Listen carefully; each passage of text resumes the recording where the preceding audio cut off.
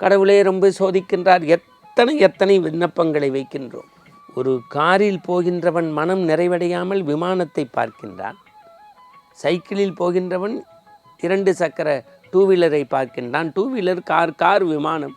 நாளை உனக்குத்தான் பட்டாபிஷேகம் என்று ராமபிரானுடைய பட்டாபிஷேக செய்தியை கேட்டு ஊர்வன நடப்பன எல்லாம் மகிழ்ச்சி. எப்படி ஊர்வன நடப்பன?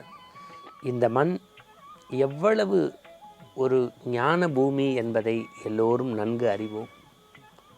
இந்த ஞான தோட்டத்தில் எத்தனை மலர்கள் மலர்ந்து மனம் வீசுகின்றது. இந்த புண்ணிய பூமியில் பாரத தேசம் பழம்பெரும் தேசம் என்பார்கள். நீர் அதன் புதல்வன் நினைவு அகற்றாதே என்பார்கள். அப்பேற்பட்ட இந்த பூமியில் இறைவனை அடைவதற்கு எத்தனையோ வழிகள், எத்தனையோ முறைகள், எத்தனையோ தாற்பயங்கள் இருக்கிறது. அதற்கு ஒரு வழி, ஒரு அருமையான கட்டுரை படித்தேன். புதிய பாதை, புதிய பார்வை. நம்முடைய பார்வையிலும் பயணத்திலும் தான் நம்முடைய வாழ்க்கை இறைவனுக்கு அருகில் நம்மை கடத்தி செல்லும். எப்படி?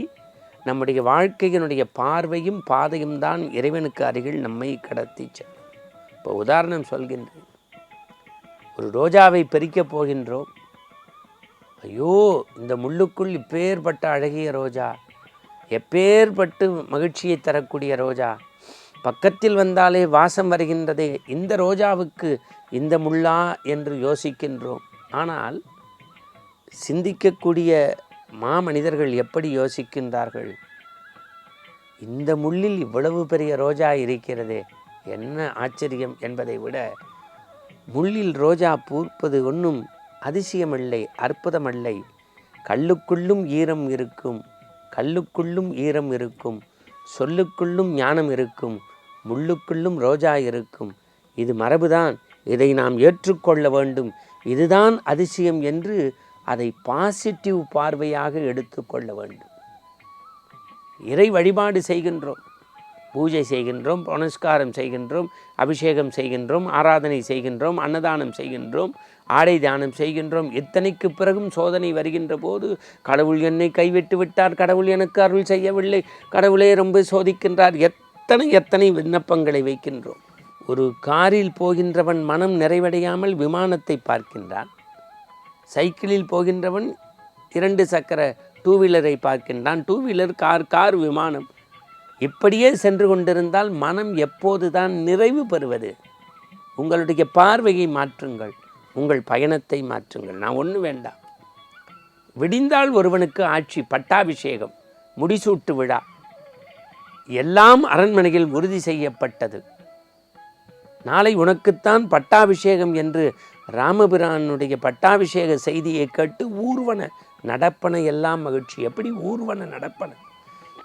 ஆனால் சிற்றன்னையினுடைய வரத்தால் மனம் மாறி பட்டாபிஷேகம் இல்லை என்ற போதும் மன்னவன் பணி என்றாகிலும் நும்பணி மறுப்பெனோ என் பின்னவன் பெற்ற செல்வம் அடியேன்னு புறப்பட்ட போது அன்றளந்த சென்றாமரையை வென்று நிற்கின்றானே, அது அல்லவோ புதிய பார்வை, புதிய பாதை.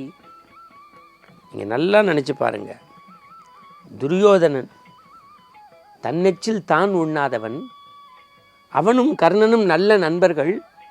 பத்தினி தெய்வம் பானுமதியும் கர்ணனும் சொக்கட்டான் விளையாடுகின்ற போது எழுந்திருக்க கர்ணனுடைய கைப்பட்டு இடுப்பில் உள்ள முத்துக்கள் சிதறிய போது எதிரிலே வந்து எதேர்ச்சியாக துரியோதனன் நின்ற போதும் கூட படபடத்த கர்ணனை சாந்தப்படுத்த பொங்கி வரும் பாலில் தண்ணீர் தெளித்து அமுக்குவது போல கர்ணா, உதிர்ந்த முத்துக்களை எடுக்கவோ கோக்கவோ என்று நட்பின் உச்சாணியில் கொண்டு போய் வைத்தானே, அது அல்லவோ புதிய பார்வை, புதிய பாதை. தரித்திரம் வேறு, தரித்திர புத்தி வேறு. உங்களை ஜெயா தொலைக்காட்சி வாயிலாக கும்பகோணத்துக்கு அழைத்து செல்கிறேன்.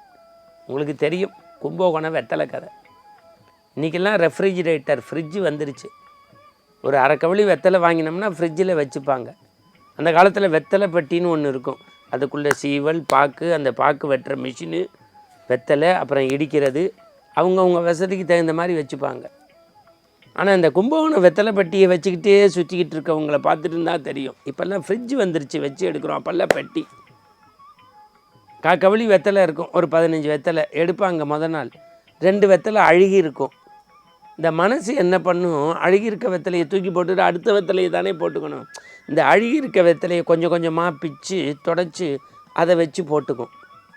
அடுத்த நாள் எடுத்து பார்ப்பாங்க, 2 வெத்தலை அழுகி இருக்கும்.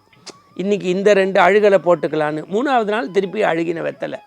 நல்லா தெரிஞ்சுக்கங்க, கடைசி வரைக்கும் 15 வெத்தலையும் அழுகி தான் போடுவாங்களே தவிர இந்த அழுகிய வெத்தலையை தூக்கி போட்டு நல்ல வெத்தலையை அனுபவிப்போன்னு. அது மாதிரி தான் நம்முடைய மனம் நிறைய நமக்கு எல்லாம் கடவுள் கொடுத்துருந்தா கூட அப்புறம் இருக்கட்டும் அப்புறம் இருக்கட்டும் அப்புறம் இருக்கட்டும்னு பேர்த்தின்னு 3ஆவது தலைமுறை 4ஆவது தலைமுறைக்கு பொருள் சேர்க்கக்கூடிய ஆர்வம் காட்டக்கூடிய மனம் அருள் சேர்ப்பதில் இல்லை. அருள் எப்போது வரும்? அருள் இல்லாருக்கு அவ்வுலகம் இல்லை, பொருள் இல்லாருக்கு இவ்வுலகம் இல்லை. செய்க பொருளை செருணர் செருக்கருக்க எல்லாம் சரி. ஆனால் பொருள் நோக்கியே பயணப்படுவதா? நம்முடைய எண்ணம் அருள் நோக்கி பயணப்பட வேண்டாமா? இருப்பதை கொண்டு மகிழ்ச்சியாக வாழுங்கள். உனக்கும் கீழே உள்ளவர் கோடி நினைத்து பார்த்து நிம்மதி நாடு. மனிதன் என்பவன் தெய்வமாகலாம், வாரி வாரி வழங்கும் போது வள்ளலாகலாம். எப்போது வரும்? மனம் பண்பட வேண்டும், பிறரை புண்படுத்தாமல். அப்போது நிறைவு வேண்டும். நம்முடைய எண்ணத்திலும் பாதையிலும் பயணத்திலும் புதிய பார்வை, புதிய பயணமாக இருந்தால் அது வாழ்க்கையின் வெற்றி பயணமாக, மகிழ்ச்சி பயணமாக, ஆனந்த பயணத்தின் தொடக்கமாக இருக்கும். அதுவே இன்றைய தேவை. அதுவே ஆண்டவனின் அருகில் நம்மை அழைத்து செல்லும். மீண்டும் இது போன்ற சுவைமிகு செய்திகளோடு நாளைய அருள் நேரத்தில் ஆனந்த ஆரம்பத்தில் எங்கள் தொழில்நுட்ப கலைஞர்களோடு சந்திப்போம்.